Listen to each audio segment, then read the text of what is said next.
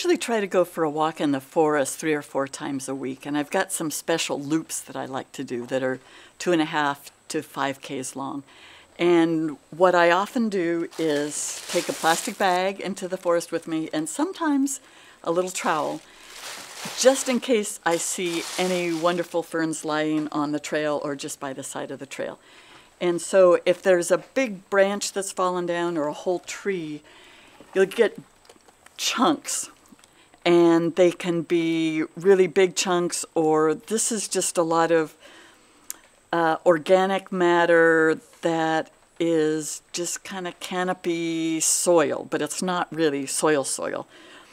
And when I come back from my walk, I usually don't have time to start planting things right away. So I just leave them in this bucket with some water until I have time to deal with them. And here's a nice orchid that I have to do something with at some point. And I have to ask Enrique if it's a rare orchid or a very common orchid, because I will have no idea. I have more of an idea with the ferns. Then if they're little small ferns, what I usually do then is take them to the intensive care unit. And the intensive care unit is right over here. And often these little ferns fall out of the canopy and they lie on the ground for 3 or 4 days and they get desiccated and they just don't look very good. But they call out to me, so I try to rescue them.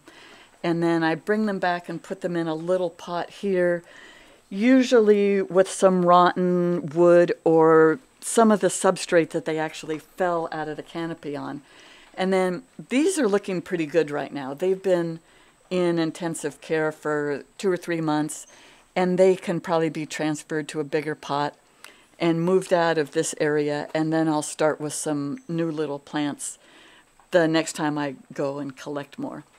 So usually what I try to do when I'm going to move things into larger pots is have a selection of pots on hand. I like clay pots and also these moss hanging baskets.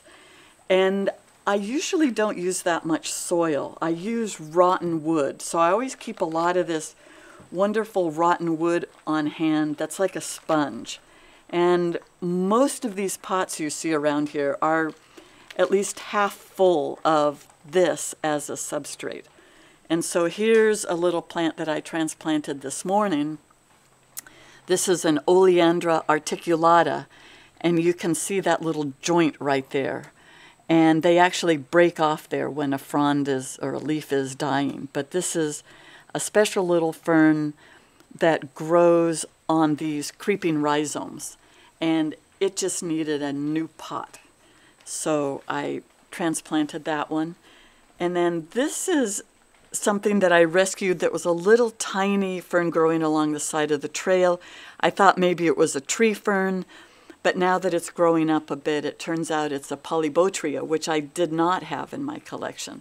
So all sorts of interesting things come out of this rescue operation that is really just a hobby, but it's also really teaching me a lot about different ferns and what kind of habitats they live in.